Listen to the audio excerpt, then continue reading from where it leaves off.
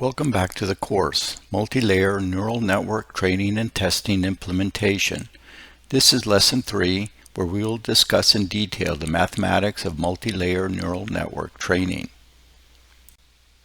In this lesson, we will discuss multi-layer neural network training, and in particular, the 4 steps of training, which are the feed-forward processing of inputs, the computation of errors, the backpropagation of errors, and gradient descent. We will now take a detailed look at each of the 4 steps of neural network training. During training, the neural network will be presented with a set of training samples. A training sample consists of an input array x sub t and its corresponding expected output referred to as the target array t. For each training sample, the 4 training steps will be performed. Step 1 is the feed-forward processing of the inputs, which involves computing the output array y sub t from the input array x sub t. Step 2 is the computation of errors, which involves computing the error array e sub t from the output array y sub t and the target array t sub t. Step 3 is the backpropagation of errors, which involves computing the error array at each layer e superscript L sub t and passing it as input to the previous layer. Step 4 is the gradient descent, which involves updating each layer's weight matrix and bias array in a way as to minimize the error. It is often convenient, if not necessary, to view the arithmetic operations in terms of matrices and arrays, and to use linear algebra to write the equations and perform the computations. In this slide, we see the calculation of the outputs of the layer L in terms of linear algebra. This output array A superscript L is an n sub L by 1 array. The output array is calculated by passing the layer's net value array through the layer's activation function alpha superscript L. The net value array z superscript L is also an n sub L by 1 array. The net value array z superscript L is calculated by first performing a matrix multiplication of the layer's weight matrix by the outputs of the previous layer, and then adding the layer's bias array. The result is an n sub L by 1 array. This slide presents an overview of neural network training. Training is performed for a set of training samples, each of which is denoted by the tuple x, t. X is the input array to the neural network, and t is the expected output from the neural network, referred to as the target array. The first step in training is the feed-forward processing of the input array x to compute the output array y from the neural network. Computing the output array y from the neural network involves processing the input array x through all the layers of the neural network. The output array from each layer is denoted by A superscript L and is computed from the outputs of the previous layer or the inputs to the neural network. Starting from layer 0, the inputs x to the neural network are processed and propagated to the last layer of the neural network, which compute the outputs y from the neural network. The second step in training is to compute an error or difference between the actual output array from the neural network y and the target array t. Normally, the error is the simple difference between t and y, or squared difference between t and y. The implementation allows for a general user-defined difference function to be specified in the configuration file. The third step in training is backpropagation, or the computation of each layer's errors starting from the last layer back through the neural network to the first layer.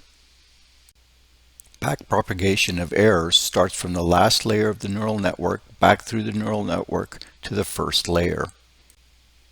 For each training sample, the neural network's error array, labeled E superscript L minus 1, is computed as some user-defined difference between the output array Y and the target array T for a given input array X.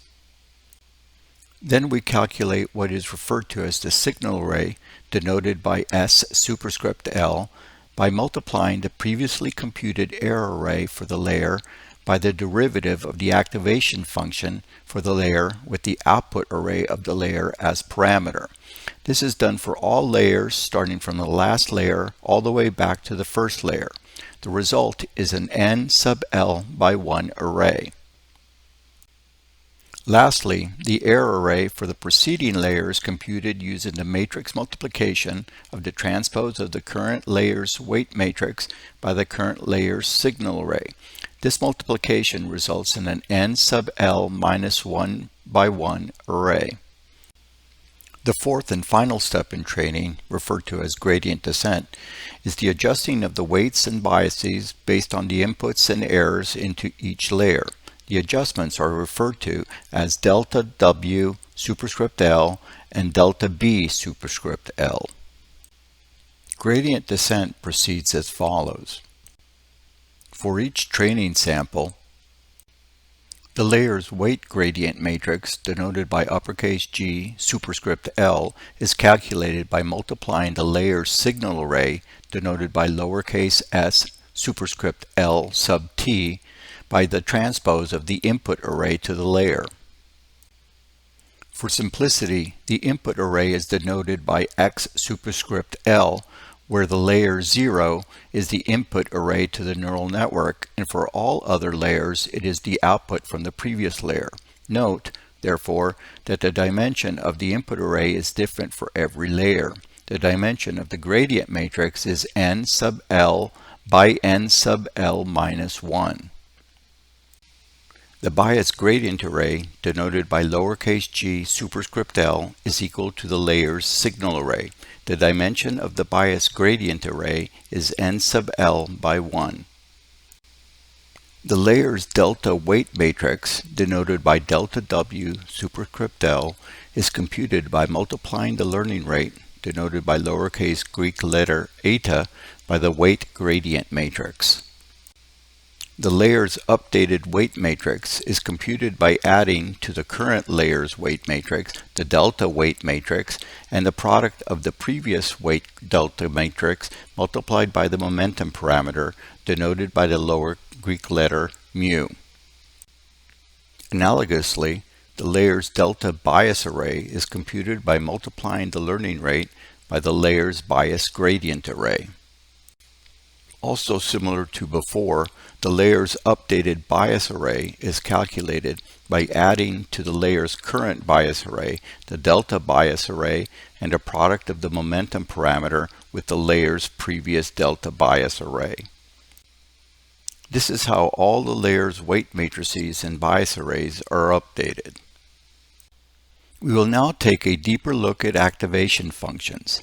As was shown in previous slides, activation functions are used to process the net values to produce the neuron's output, which is sometimes referred to as the neuron's activation.